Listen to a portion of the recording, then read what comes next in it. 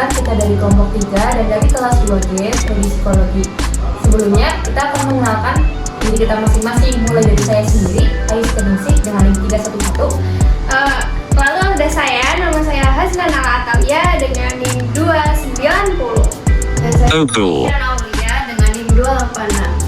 Dan aku nama Anita dengan NIM 300. Di sini kita akan menjelaskan tentang segmen mahasiswa psikologi nih. Pasti kita nggak asing nih dengan tokoh segmen kan. Iya, tahu apa yang segmen itu. Jadi kalau menurut aku pribadi, Sigmund Freud ini termasuk bapak psikologi yang mengenalkan psikoanalisis kepada diri kita dan mengenalkan faktor kepribadian pada diri kita masing-masing. Sebelum kita memasuki materi yang akan kita bahas nih, kita akan menjelaskan apa saja faktor-faktor yang mempengaruhi kepribadian kita semua. Di sini ada berbagai macam faktor yang mempengaruhi kepribadian kita. Contohnya ada pertemanan, lingkungan, karena lingkungan dan pertemanan juga bisa mempengaruhi kita. Ya kalau bisa sih bukan yang tidak teman yang baik-baik aja. Tapi kita tuh ketemu di keluarga misalnya nih kan pertemanan udah bagus. Tapi di keluarga kita ada yang buruknya gitu tuh gimana, berpengaruh nggak sih? Pengaruh lagi ya. Pengaruh ya. Apalagi kan kalau di teori Sigmund Freud kan paling terkenal tuh ego sama superego. Ya. Benar-benar 3 faktor itu ya yang paling utama ya. Jadi bisa dibilang tuh it itu kayak setannya, terus super ego tuh malaikatnya, dan si ego ini sendiri tuh adalah kayak pertengahan antara malaikat dan setan. Jadi bisa kayak penengah gitu ya. Kalau kita juga ada beberapa jenis insting kedua, yaitu ada insting hidup sama insting mati. Insting hidup ini sering dikaitkan dengan survival reproduksi seperti lapar, haus, seks seperti kebutuhan-kebutuhan pada manusia umumnya.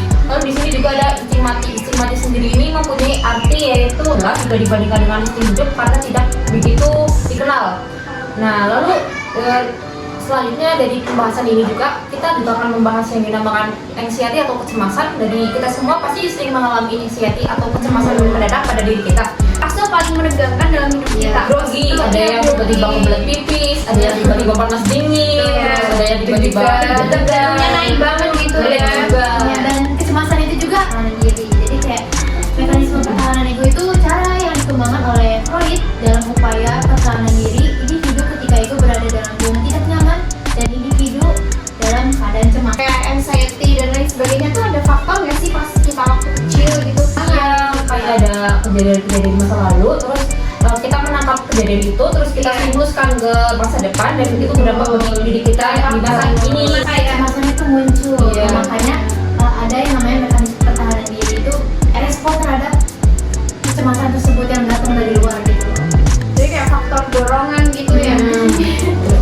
Psikoanalisis ini dalam penerapan pengalaman oleh Sigmund Freud juga sering dialami oleh kita semua, yaitu tingkah laku yang dimaksud itu adalah pesimis, lalu ada agresif dan sebagainya. Pengalaman ini dapat terjadi ketika kita menerapkan atau masih mengingat pengalaman masa lalu. Dan itu kenapa di mekanisme pertahanan itu nggak bisa merubah kepribadian tapi bisa merubah perkembangan seseorang gitu. Dan di Sigmund Freud juga ada teori tentang mimpi ya, kalau sadar. Menurut kalian mimpi itu gimana bisa terjadi dan kenapa gitu? Kalau yang aku tahu sih ya, yang aku kayak baca-baca sama yang dijelasin. Kalau yang aku tahu tuh kayak apa yang kita pengen nih, misal kita pengen pergi ke Pantai lah Jogja misalkan yang bagus. Kita udah membayangkan banget, udah kayak berpikir terus ke bawah lah sampai ke mimpi. Karena belum tercapai atau terwujud impian kita itu. Saking kepenginnya kita akan ke pantai itu masuk ke dalam alam bawah sadar kita. Tanpa kita ketahui dong kan alam bawah sadar. Tapi kalau mimpi buruk itu apakah salah satu dari yang kita inginkan? Nah itu coba buat kalian yang tahu mungkin apakah kenapa kita bisa bermimpi buruk, apakah itu karena kita juga menginginkan, kan nggak mungkin dong kita ingin sesuatu yang buruk. Nah mungkin bisa jawab ya Mungkin penjelasannya ya. Ya kita udah bingung banget ya.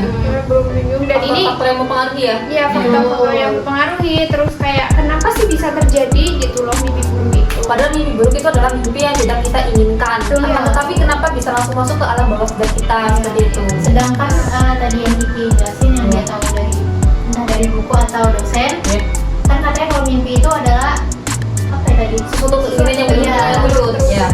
Tapi terus mungkin berarti apa ya, materi yang bukan materi sih, penjelasan Ya. dari Sigmund Freud itu yang mana beliau itu tokoh dari sekolah dari situ ternyata benar-benar pengaruh banget dalam hal psikologi ya. Jadi kita tuh kayak lebih tahu, oh ternyata manusia kayak gini gara ini, terus manusia bermimpi gara apa gitu. Itu tentang perkembangan sendiri gitu ya. Bermanfaat banget nih psikoanalisis dari Sigmund Freud ini bagi kita semua. Saatnya mungkin sekian ya. Ya, Penjelasan dari kelompok kita ya. cukup segitu aja dulu kali ya part 2. Kalau salah kata atau salah penjelasan ataupun itu harus dimaklumi karena kita juga masih pelajar Ya, semester 2 ya. belajar masih belajar. Jadi mohon maaf sebesar-besarnya dari kami. Sekian.